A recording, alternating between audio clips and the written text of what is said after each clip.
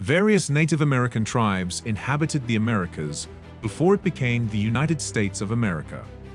The territory occupied and inhabited by some tribes was much bigger than that of others. Hello, and welcome back to our channel, The Juicy Truth.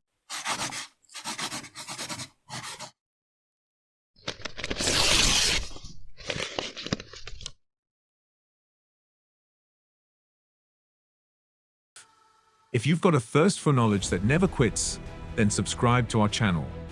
The Plains Wars of the post-Civil War era witnessed some of the bloodiest combat between the American government and the Native American tribes battling for their way of life, although they are largely neglected by military historians, but not Native American historians. Here are the 5 Native American tribes the U.S. Army is most anxious about. Number 5. Cheyenne. As more people moved into the region around the Rocky Mountains, there was a subsequent increase in the number of strongly armed militias in the region. These militias would frequently invade the nearby Arapahoe and Cheyenne tribe communities. The Cheyenne people, in response, started fighting back and establishing various types of warrior bands, including the now famous Dog Soldiers, who were warriors who would stand their ground no matter what was thrown at them.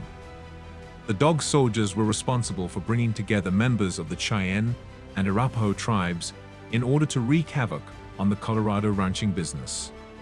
Number 4. Kiowa. Because they were an ally of the feared Comanche, the Kiowa were almost always at war with everyone else that the Comanche were fighting, and this included the United States Army. The Kiowa went westward from the central United States over a period of 50 years to join the Comanche in committing raids and engaging in trade from the American Southwest into Mexico, during which time they were responsible for the deaths of thousands of people. Even when the majority of the Kiowa migrated to reservations in the year 1877, many warrior bands continued to roam freely throughout the American frontier. Number 3. Apache. Fighting the many Native American Apache tribes was the one thing that the Union and Confederate armies could agree on during the American Civil War. In the early days of the American Civil War, Confederate forces engaged in combat with Apache tribes in the western part of the country before being transferred to the conflict that they were actually needed to fight. Clans of Apache only occasionally came together in large numbers.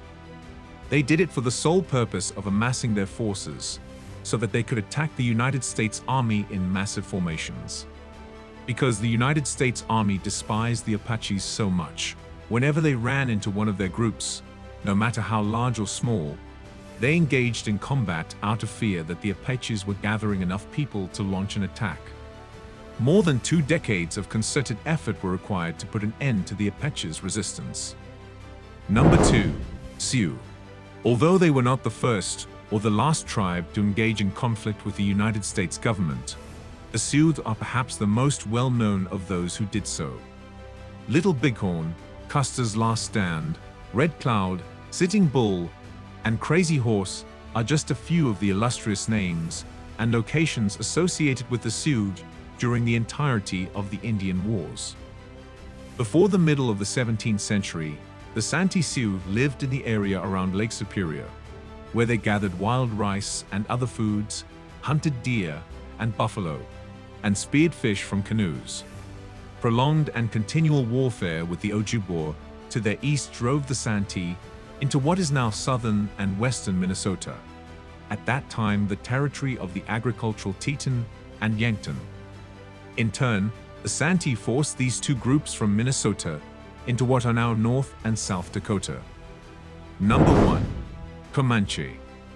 The Comanches were able to thwart the Army's attempts to eliminate or contain them, and they also defeated other Native American tribes, either completely wiping them out or forcing them to abandon their homelands. As a result of the resistance of the Comanches, the Spanish Empire halted its northward expansion. Because of the Comanches, the Texan Republic was forced to halt its westward expansion. Because of the Comanches, the frontier in the United States really shrank.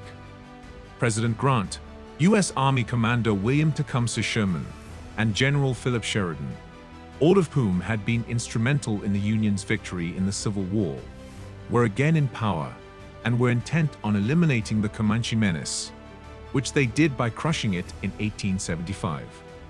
That's it for today, guys. Don't forget to like, share, comment, and subscribe. We will see you in the next video. Till then, take care.